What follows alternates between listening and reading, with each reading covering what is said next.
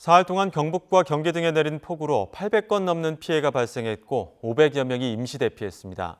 정부는 피해 지역에 재난안전특별교부세를 추가 지원하기로 했습니다. 취재기자 연결해 자세한 내용 알아봅니다. 이형원 기자, 우선 지금까지 공식 확인된 호우 피해 상황부터 정리해 주시죠.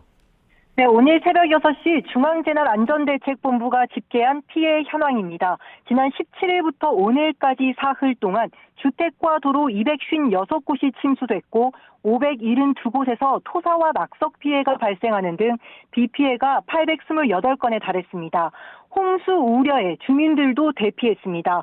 경북과 경기, 충남 등 6개 시도에서 374가구 557명이 임시 대피했고 이 가운데 119명이 아직 집으로 돌아가지 못했습니다. 경북 의성과 안동 등 8개 지역에선 300여 가구의 전기 공급이 한때 끊겼고 두 곳은 통신이 잠시 끊기기도 했습니다. 도로 통제도 아직 이어지고 있습니다. 경북 봉화군 국도 88호선 서벽에서 영월 구간에 토사가 흘러내리고 나무가 부러져 교통이 통제되고 있고요. 이 강원도 영월군 국도 31호선 녹전 교차로에서 업평제 구간 역시 낙석 제거 작업으로 차량 통행이 어렵습니다. 팔공산과 태백산 등 5개 국립공원 61개 구간 역시 등산객 통행이 제한되고 있습니다. 호우특보는 대부분 해제됐고 충남 홍선 서부에만 남아있는 가운데 중대본의 대응체제는 당분간 유지됩니다. 네, 이렇게 피해가 잇따르면서 정부가 해당 지역에 재난안전특별교부세를 추가 지원하기로 했다고요.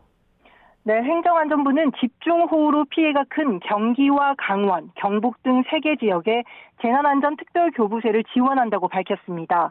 앞서 지난 8일부터 10일까지 내린 집중호우로 피해를 입은 대전과 세종 등 6개 시도에 재난특교세 21억 원을 긴급 지원한 데 이어 이번이 두 번째인데요. 이 추가 지원 규모는 16억 원에 달합니다. 이번 지원은 피해 지역의 신속한 응급 복구와 함께 이 산사태 등 2차 피해 방지를 위한 선제적 조치로 결정됐습니다. 지원금은 피해시설 응급복구와 이재민 구호, 토사나 낙석 제거와 위험시설 긴급 안전조치 등 피해 수습에 쓰이게 됩니다. 특히 대구와 경북 지역에는 이 같은 지원 외에도 폭염에 대응하기 위한 재난구호 지원 사업비 1억 2천만 원도 지급합니다. 최근 경북 경산과 포항에 첫 폭염 중대경보가 발효되는 등 이 전국적으로 폭염이 길어질 것으로 전망된 데 따른 조치인데요. 이 사업비는 무더위 쉼터 냉방비 등 운영비와 이 취약계층 맞춤형 구호 물품 구입에 쓰일 예정입니다. 지금까지 중앙재난안전대책본부에서 YTN 이영훈입니다.